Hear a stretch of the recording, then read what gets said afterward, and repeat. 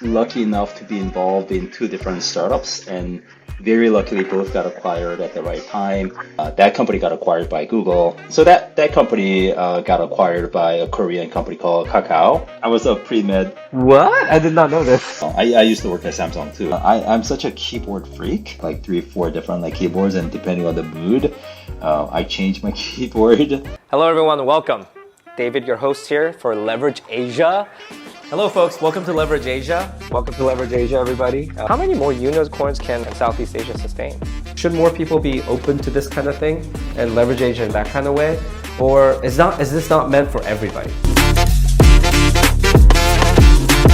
This is your host, David. Today I have a special guest. I'm going to let him introduce himself. Hey guys, my name's Chang Kim. I go by CK.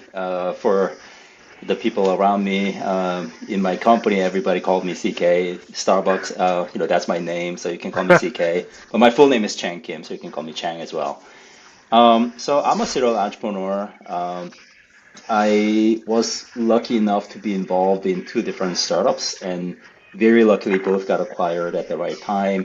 The first company I started after Samsung was a blogging company in Korea. By the way, I'm born and raised in Korea, if you couldn't tell from my last name. So that was a blogging company. So we were like WordPress of Korea, and we had open source sort of blogging software and also .com version. And that company got acquired by Google. I joined the Google's Blogger team and worked as a PM at Blogger. And then after that, I started a second company called Tapas Media, which was kind of mobile publishing platform for storytellers. We did digital comics, novels, anything that is like a serialized storytelling for IP creation. We provided publishing space. We provide social features. So that company got acquired by a Korean company called Kakao. And I spent about almost 2 years at the company, acquired company, after the acquisition, and left in 2023. Since then, I took a year off last year and kind of try to figure out what to do. In the meantime, I also worked as an angel investor. I am an LP in about 55 funds and companies, but mostly like Wow. founders that I want to kind of back and support. So yeah, serial entrepreneur, angel investor. That's a quick sort of a gist about me. It's very impressive. You're being humble here. And I will humble brag about you naturally through this conversation. Can I ask you, before, you have people who listen to your story and your background might think, wow, this is like home run after home run. So, I mean, before you started either or all of these projects, what were the kind of the inceptionary initial sparks or hardships, or what gave birth to these ideas or these projects, businesses? Mhm. Well, that's a good question. So the first company we started was around this whole phenomenon called Web 2.0. Like if you remember, the transition from Web 1.0 to 2.0 was 1.0 was all about like information delivery. You have a static website and just like read. But 2.0 was like read and write, right? So people could Mm. contribute by creating content. So it was like a two-way web. So we really like rode the wave of Web 2.0 back in when we started the first company. The second company we started in the US, we rode the trend of mobile internet. So this was during like I would say 2012, 2013 timeframe when Instagram was becoming popular, Pinterest. So in the US, mobile internet was the whole thing. So we wanted to kind of think about, hey, if we did blogging tool in Web 2.0 in this mobile web era, what is going to be the publishing platform? So um, I think it was really the combination of the right trend, whether it was Web 2.0 or the mobile internet. And now obviously there's like Web 3 and AI and all these other trends. So part of that was the trend, spotting the right trend, and the other part of that was kind of staying with the area that I am most familiar with. In this case, the content publishing platform. Um, for some reason, I just love like creating platforms for content creators to publish. I am a content creator myself as well, so I love to write, I love to share my thoughts, and I would love to like create a platform for other people to also contribute their thoughts and content. So yes, it's so one end it's like a domain expertise and vertical, which is like a content creation platform. I've been like doing that only. And on the other hand, there's a mega trend, which is like, Web3, AI, whatever it might be. So how did you go about looking for your initial co-founders? Did you have co-founders in each of these companies? So the first company I was a co-founder. I didn't like I wasn't even the main person I would say. I was a co-founder, co-CEO, but there was a main person who started the company originally, and I sort of like tagged along. And but even before we started the company, I knew him very well. So we were like talking about starting a company together at some point, and he started first, and then I kind of joined about 6 months later. But he was the main guy. Um, the second company I started, I was the main person, and I had a co-founder, but he left fairly soon, just to pursue. Like I still keep in touch with him. I actually met him here in Korea a few days ago, but he wanted to pursue his own startup at some point. So yeah, initially he had a co-founder, but then he left pretty soon. So I ended up being it ended up very soon became like a single founder company. But personally, I love to have a co-founder. I just like feel like that's the right decision. Yeah, Mm, people say usually there's like pros and cons and there's like two different sides, but like my position is super clear here, which is like personally speaking, I need a co-founder because mm, the mm, startup journey is so lonely and one person like knowing everything is just impossible. You need like somebody who can talk, you can talk about anything with that person, and then that person being like checks and balances, and it's just like there's so many different reasons. But I prefer like 100%. You need a co-founder, mm. Because we're human. We're only human. Um, right? the journey's long, right, Hill? The journey is very, very long. What would you say is thing that you least expected? Because look, many entrepreneurs don't even get to A, B, C, and an exit. They don't get there.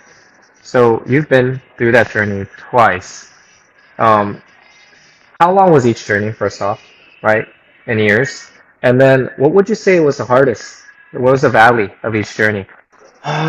There's so many different like everything is difficult, right? It's just very difficult to put your finger on it Hmm. because there's so many different things happening. It's always like putting off the fire.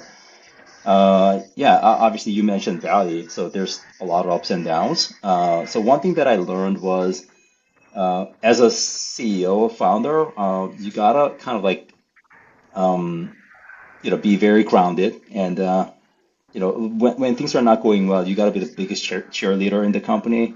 When things are seemingly good, let's say you have a PR article, right? Like public, relations article, news article goes out, and then there's like, TechCrunch article. Like, it's a great thing that your company is getting the publicity, but in and of itself, like you didn't really accomplish anything. It's not like, you signed a big deal, like a $10 million deal, right? So it makes you feel good, but then fundamentally, there's nothing changed. So for those moments when people go crazy, like, hey, we made it. It's like, no, we didn't, right? So you got to be more grounded at that point, and Um, kind of like be that person who is like, hey, let's face the reality. Let's really make sure that we build value here.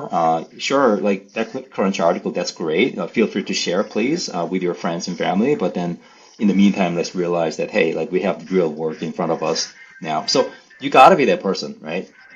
So mm, yeah, that's one thing that I learned as a CEO. It's like, hey, you got to be that person. Sometimes that puts you in a place where you're not the most popular person, because mm. it's like for whatever reason, especially when things are looking good, but then you're being that grounded person. Like it's not the most popular thing to do, Right. but you got to still do it. It's like being the chief party pooper and the chief parent. Yeah. Yeah, Makes sense to the me. other thing is equally important, right? You gotta make sure you celebrate the small wins, right? So Mm-hmm. when the things are, whenever there's like artificial kind of milestone being met, you gotta kind of provide the right context and then celebrate as a Mm-hmm. team together. That's another thing actually. You shouldn't like celebrate like specific person because once you start doing that, you gotta make sure every single thing like you gotta be like if you do it for some people and if you don't do it for other people, then it doesn't look good, right? So Mm. it's a little bit of slippery slope. So you gotta celebrate, make sure, but then as a team, as a company together, not as a Mm. for a specific person. I mean, this is a reflection of your awesome leadership too. That 360-degree perspective, frankly. I don't know, did you take any leadership training? I mean, how did you become this kind of leader? Would you credit that to anything? Um, I'm still learning. I don't think I'm like I mastered. Like leadership is something that I struggled a lot, and something that I keep learning about. Yeah, of course, like I had great mentors, advisors. I like to read. Like books, right? I mean, it's almost like these days people don't really read books, and then it's like old school to talk about books. But I'm a fan of like really good books, and I like to read because that's a way to like absorb from someone. It's like people who have been there, and then they had their struggles, and yeah, books are really compact and kind of like condensed way of learning like someone's entire life almost, right? So yeah, I learned from those resources. And the other thing, interesting thing that we did at our previous company was we call it Managers University. It's a big Mm. name, but essentially it was like a book club. So the idea was it isn't just about me, but as the company grew, we had a lot of first-time managers. Mm. The reason for that is because in our previous company, we were doing something new. So we couldn't really hire a lot of industry veterans because we were such a new thing. We couldn't really hire from traditional industry because it was so different. So then what we ended up doing was to hire a lot of junior people, but like ambitious people Mm. which was great for us because they were young and they were new, so we had a lot of kind of great work from them. But then Mm. over time, these people became managers. But when it comes to managerial experience, these people had absolutely no experience. So we had to learn together. Mm. And the way to do that was we created this community called Managers University. It was like, a few of new managers like coming together. We read books together. We did a lot of discussions. We did a lot of kind of like workshops. So that was really like helpful for our first time managers too. Like I'm looking forward to asking you about what your favorite books are and your book recommendations. But let's hold off on that for a second, okay? Let's go to the more exciting talks. Actually, the main reason I wanted to talk to you today was more about the concept of leveraging Asia. It's a big word there, and that doesn't mean it's open to interpretation. One thing we paid a lot of attention to was areas where either Asia or the US was ahead of, meaning like certain things like started from Asia first, certain things US was ahead, right? So if anybody out there who wants to leverage Asia for global, if they can be really effective at spotting like certain areas where, hey, like for this particular area, Asia Mm. started first and they're more advanced, because business is all about getting unfair advantage, right? So if you can have unfair advantage by spotting these trends and then kind of globalizing outside of that territory, you can always have that opportunity, right? So one example I can think about is esports, right? Hmm. Esports is huge now in the US and other areas too, but I remember when I was in Korea, which was like 20 years ago, we still had already had a cable TV channel dedicated to broadcasting gameplays. So the idea of like, hey, you're like games. you play as gamer, but then there's also other sort of like concept of like other people watching you play the game and broad being that being broadcast had already existed in Korea and Asia first before the rest of the world knew about esports. So if That's a somebody good kind point. of caught that wave early on and then, hey, there's this thing called esports, that person might have had a great opportunity there, right? So Yeah.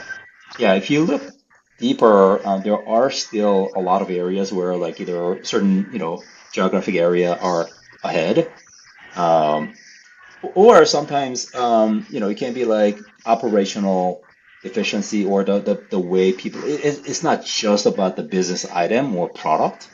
That's Yeah. like a surface level, but sometimes, even if the industry or the business is exactly the same. If you go one level deeper, there are still differences in terms of how Mm, people engage, how people do the businesses. So let's say mm, e-commerce, right?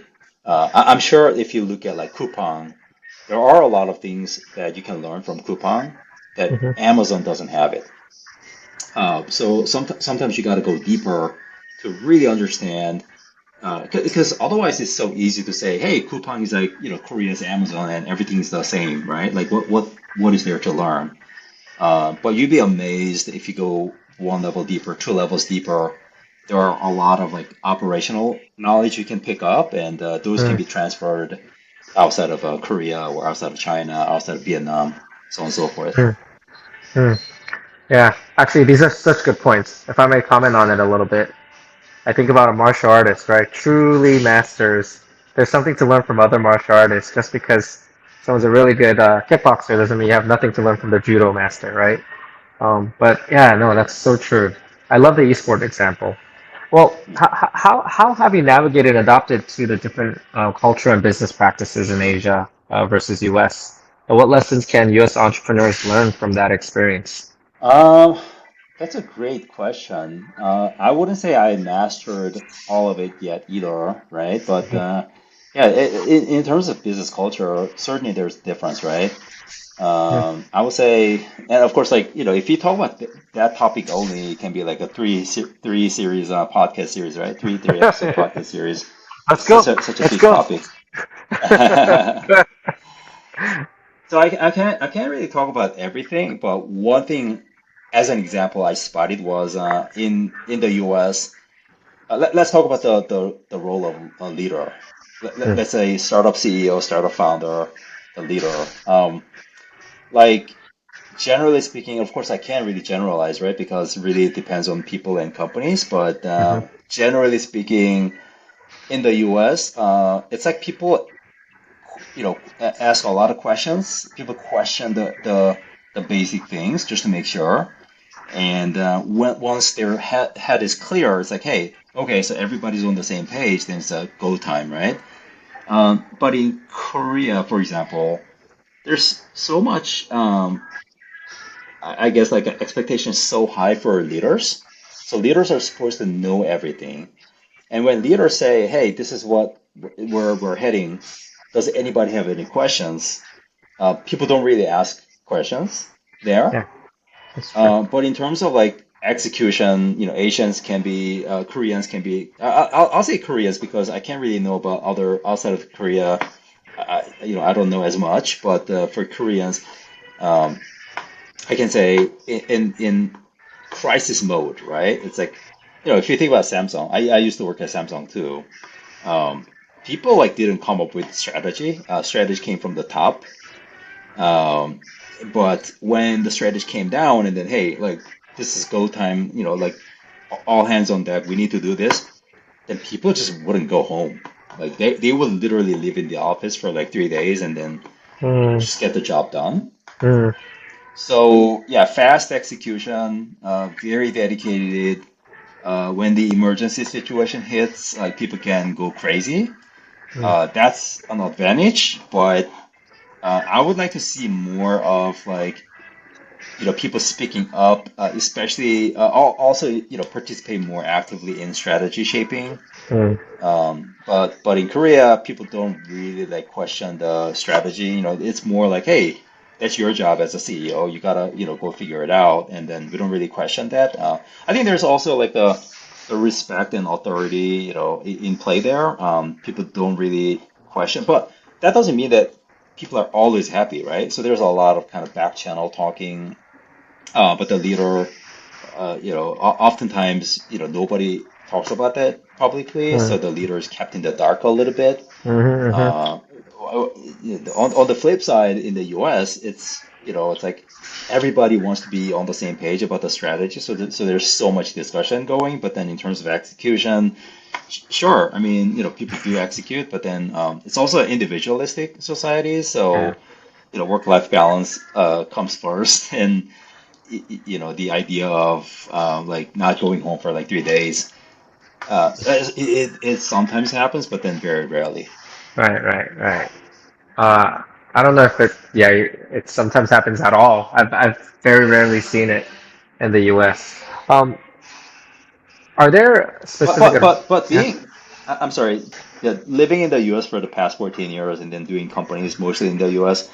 My personal preference is the latter, so the U.S. way, because Mm, um, it's more sustainable. yeah. It's just very difficult, like startup, especially when it comes to startups. Like, big companies like Samsung, that's a different story. But when it comes to startups, you're in a sprint, but you're also in a marathon. Hmm. And people need to be on the same page in terms of strategy and vision. And that's like a prerequisite to a lot of people. People don't just like execute. We're not machines, right? We're human Hmm. beings, and we want to be part of like something bigger than ourselves. So like being on the same page in terms of vision and mission is absolutely critical. And spending a lot of time on aligning the vision on the vision level is super super important. Mm, In terms of execution, yeah, I mean, startups, like the only advantage you have as a startup is the speed, and then people need to work really, really hard. hmm. But you got to also remember that things need to be more sustainable. Otherwise, you just can't go that far. Hmm. Hmm. No, I do agree with your sentiment that I do prefer the Western way, the Silicon Valley way, if you will. Um, what do you think it is about? Let's talk about Asians slash Koreans. Um, it's the startup scene isn't necessarily as old as Silicon Valley, but you have a bunch of smart people. It's not that they're unaware of what you just talked about. They're aware. So what's stopping, let's say, Korea from doing a better job from the leadership level? What do you think is the kind of the roadblock? Um, I mean, so when it comes to startups, I think a lot of things are changing. Mm, So, uh, yeah, so it is true that even for Korea, when you're talking about the startup scene, things are changing fast, and if not changed already. So yeah, I do see a lot of Silicon Valley style management in action in Korean startups. So it is definitely happening. But also, there are other startups. Let's say you're like in manufacturing business, and then you're like supplier to Samsung. Then the management team has spent like 20 years at Samsung. So there are certain industries where even like startups, they're more traditional. Um, and then there's more like top-down culture mhm, there. So I guess it really depends on the industry and vertical, and which you know I guess like what type of business you're in. mm. Um, yeah. So it is ever changing, and it does. You're right. It depends on the sector. But how has your experience working in Asia influenced your personal growth and leadership style? One thing I realized was, so like I can talk about this because I have a first-hand experience, right? So we Hmm. even at Google, we had a team in Korea, we had a US team, Australia team, and the Korea team. Mm, And at Tapas, our entire R&D team was in Korea. Tech team was in Korea. The rest of the functions were in the US. So I have lots of experience working with the Korea teams. One thing that is not just applicable to Korea slash US, it is applicable in general, is that especially for small companies, there's no like cookie cutter management. You got to be much more Mm, highly customized and personalized because people are all different. mm, And if you apply the same principle to this case, which is U.S. versus Korea team, the same principle applies, right? It's like, hey, like it's not really about like U.S. versus Korea. It's more about how do we like customize and personalize for each and every employee, right? mm, mm, So I think that can be more like a kind of blanket philosophy, blanket mm. approach. Yeah. I mean, the reason I am asking this question in the first place, how it affected your growth as a leader, is sure there are many entrepreneurs right now listening to this thinking, wow, so CK had engineers in Korea and some of his business staff, marketing and sales in America. Well, I wonder if I can do that. I can leverage that. And what kind of leader do I need to be? Is this even feasible? Is this something unique to just CK, right? That might be running through their minds. hmm Yeah, I'll be honest with you. So yeah, we had a lot of success from having the tech team in Korea, but if somebody's asking, hey, would you like to do it again? My answer would be negative, Mm, because it was just very difficult, like challenging, um, because of time zone difference and because we were like so apart physically. Something like that could work for bigger companies, but for startups, I wouldn't recommend.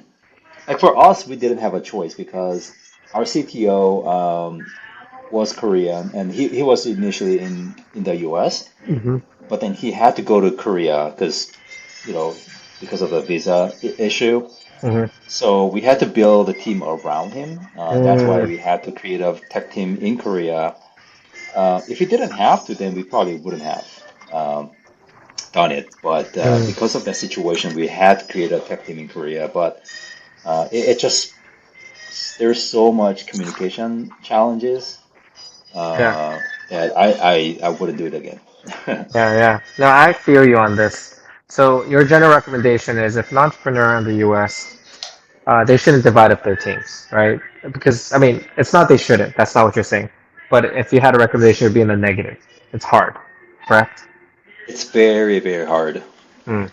Yeah, Okay. so especially when you're beginning, try to co-locate the team as much as possible. If you're a remote company, at least like try to get them in the same time zone or similar time zone. Otherwise, it becomes very challenging. Makes sense.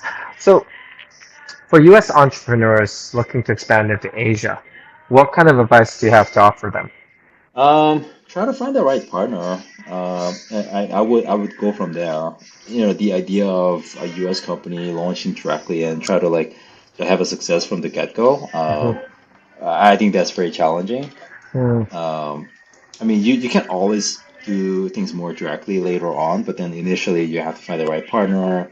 You have to know the right people, obviously, right? So, um, yeah, that would be my recommendation. I think it's the same thing for same advice can be given to the companies trying to launch in the U.S. market, right? So you can mhm, imagine like a Vietnamese company launching in the US, what would be the right tactics, right? First of mhm. all, your product needs to be very globally appealing. But if you assume all of those to be the case, it's like you have the right product, the product can work in the US, then initially, like I think finding the right partner can be a good starting point. Okay, Yeah. so this goes for both ways. Because my next question was, what advice would you have for Asian entrepreneurs going to the US? So it's advice to give both ways. Is there any unique advice you give to either or? Like US entrepreneurs, look out for this. Asian entrepreneurs, look out for this. Yeah, I have. Honestly, I think it's a lot easier for US products to go global and be adopted than the other way around. I mean, it's Mm, far more likely, right? If you think mm, about Twitter, if you think about like Facebook, these were all like started in Silicon Valley, but then became a global product. So yeah, it's much easier going that way than the other way around. mhm, So for mhm. the US companies going to Asia, like if the product is really good, they don't even have to try that hard. I mean, because everybody's watching, what's Yep, happening in Silicon Valley and then try to adopt those solutions. yep, yep. So, but the other way around, it's like a steep uphill battle, right? So, um, yeah, in Korea, for example, like we're still like in search of the first, almost like the first product. There might have been some successes in the past, but that I don't know. But as far as I know, there's hasn't been any success, like big success that it's like a software product that started in Korea and became like globally very, very successful. Like we're still in search of that. Um, so yeah, it's very challenging.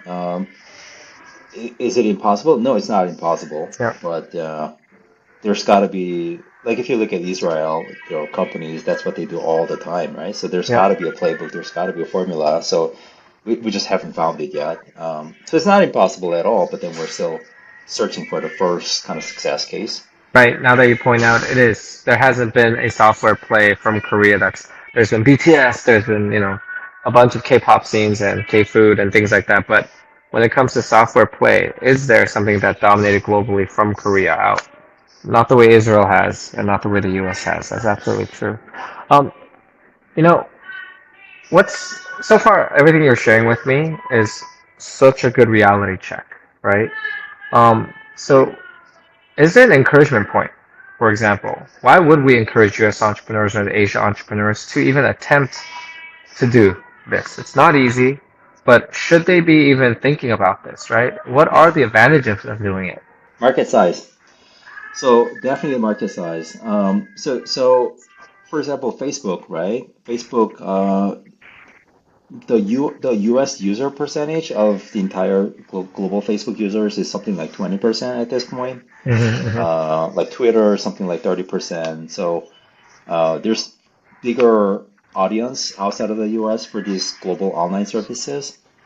mm-hmm. So let's say Korea versus US. You can imagine there's a online service that's being used by all Koreans versus something that's used by all the US population. Let's just imagine there's two different services. Then Korea, there's like 50 million, right? So you have 50 million users. At the US, it's a 350, right? So that's like a 7x right there. But again, the US services, they become global. It's very difficult for Korean companies to go global, like Korean language first product to go Mm-hmm. global. So in order to go global, your service gotta be available and popular in, US, Yeah. and in the English speaking world. So then let's say, when you have like 350 million users, that's not the end of it. Then there is far more global users, and then you can capture those. Again, going back to like the Facebook use case and Twitter use case, you can have like 3 to 5x, more users outside of the US. Mm-hmm. So the other company example, 350 million users, that'll become like billion users, right? Yep. Yep. So the net result would be 50 million versus 1 billion. So that's like 20x difference. Mm-hmm. Mm-hmm. So because of that reason, you gotta be successful in the US and English speaking world. But again, I'm talking about the online services only. So it's a very specific example. If you have like a packaged goods or finished product, it might be a different story. But when it comes to online services, that's what the world that I know, and there's a very big difference in terms of market size. Yeah. No, there's huge difference actually. Um, in fact, going global in Asia means just go to the US. That's typically what it means. Like penetrate the Hmm. United States, the bigger capital markets. Whereas when we talk to the US people, going global could mean Asia, Latin America, Middle East, Africa. It's a little bit of a bigger playing field. Right. Absolutely. Um, if This is the last question about leveraging Asia, then, if you had to give any advice to, let's say, a Korean startup, right, that wants to penetrate, because I see a lot of that happen, right? They get to a certain point and they're like, let's go. Right? Sometimes they even skip Japan. I'm like, wait, okay, let's go. What kind of advice would you give them? I think a lot of that is where the team focuses on, right? Mm, Because, especially for online services, it's all about the people, all about the team. mm, You don't have a physical product, so it's really like the resources. mm-hmm, The reason why a lot of Korean companies cannot globalize is not because they're not smart. I mean, every single company or a lot of these companies, they're super smart. Um, in the past, people say, "Oh, like these founders don't speak English," but if you talk to the founders now, they're fantastic. In speaking English. They have lived in the US. So it's not really about those. Like, people say cultural difference. No, I mean, these people have lived in the US. They, can live and breathe the US culture, the global culture. Hmm. Everybody's reading the same articles. Everybody, has the same access to the same information. So it's really none of those, but it's really like where is the team like focused on? It's a Mm. law of physics. So it's just like gravity. I mean, that's what seen much more these days than any of the traditional reasons like, hey, like cultural difference or language barrier. Like Mm. those have gone away for the most part, in my opinion. Yeah. But it's just like the founders and the team just simply don't have time. Let's pivot over to something interesting as well. I mean, leverage is very interesting for me personally and for you, but let's dig in deeper to something about you. So, how are you doing today? What exciting plans or projects do you have planned for the future? Yeah, so I am back at it. So again, last year when I took the time off, I did a lot of soul searching, Mm. and I knew that I was going to be involved in startup world in one way or another. I would never kind of go outside of the startup world because that's my world. So then it's really about, the choices are not that many. It's either you become some sort of investor slash mentor figure, or you build again. In my Mhm. opinion, I mean, there's like some middle ground, like venture studio model, like you're kind of coaching, but also like letting other people build it. Um, I don't really personally believe in that model. I mean, it's like I'm more like a doing one thing at a time kind of person. So Mhm. Mhm. yeah, for me, it was either investing or doing. And yeah, I chose to do it again this time. And I know that at some point I'll probably go to investing world because even if I want to do, be a builder, I might be aged out. Hopefully not so soon, Mhm. but yeah, right now I'm trying to build another company basically. Sounds great. Just a few more questions then. How do we learn more about this company? Is it public or is it stealth? Are you looking for interns? Um, no, it's stealth. And the main reason is because we don't have any product. I mean, we're still like trying to figure out. We're super early. Mhm. It's been only like a couple of months, so we're still like very early in the phase where we're trying to figure out what to build. Mhm. Um, so yeah, we're stealth for mainly for that reason. Mhm. But hopefully by the end of this year, we might have something more tangible. But right now we're trying to kind of figure things out. Okay. Yeah. Okay. Once it's out, every ladies and gentlemen, we'll figure out a way for everybody to know. Three more questions, okay? Sorry. Um, one, if any of your children, because I know you have children, were to say, I want to be an entrepreneur, what key lessons or insights that you've gained would you impart to them? And limit it to three. If you were to just, it could be even one, but limit it to three. Mm. Like, what would you tell them? What insight and lessons would you pass on to them? That's a good question. I mean, for the most part, I would try to have them experience the life, experience, the entrepreneurship, rather than me try to impart my kind of knowledge. And of course, I'll be there, right? I'll try Mhm. to kind of share my stories, but then my stories may not be relevant when they're like, it's like different age and different times. So I know that whatever I experienced can be a good reference, hopefully, but then it cannot be the right answer in some cases. So I'll try to just like share my stories as much as possible, but then in terms of like figuring things out, I'll let them be and let them do it themselves.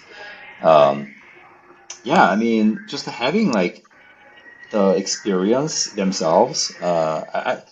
One thing that I notice is whatever like the first job people have, there's it really dictates surprising, to a surprising extent. Yeah. I've seen this like a lot where the first job, the kind of experience you had in your first job goes really, really long way.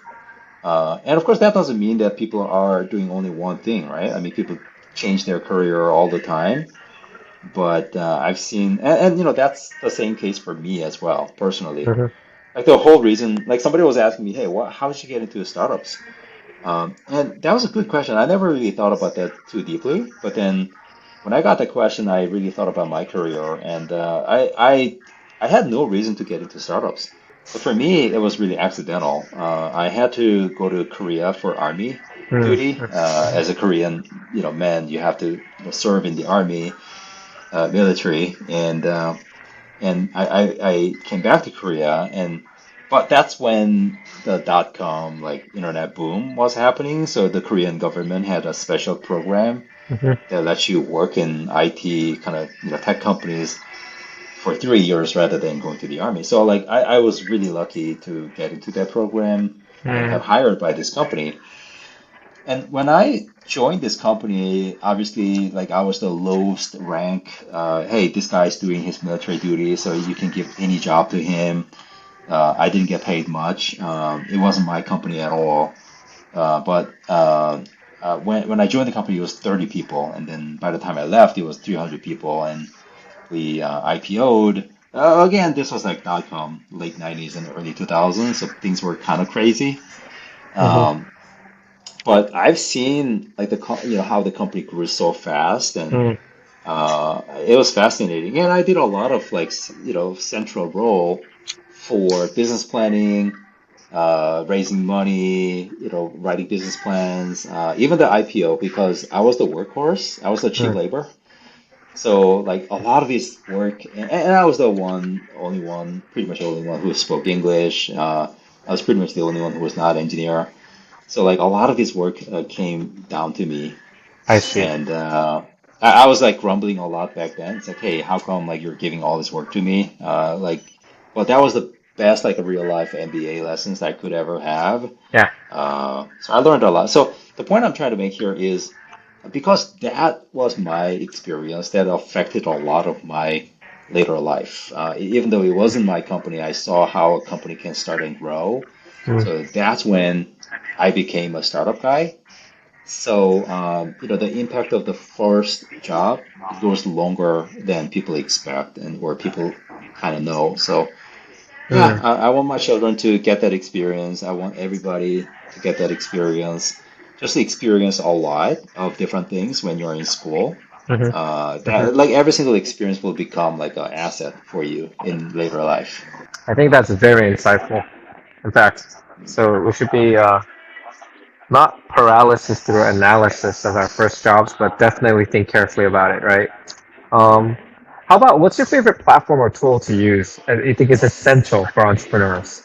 Yeah, that's a good question. I'm a very simplistic person, so I do have I have Focusrite, which is on PC, and I am on Pages on the Mac, which also does give you the minimalistic, minimal view. Um, yeah, what tools? That's a good question. Let me think.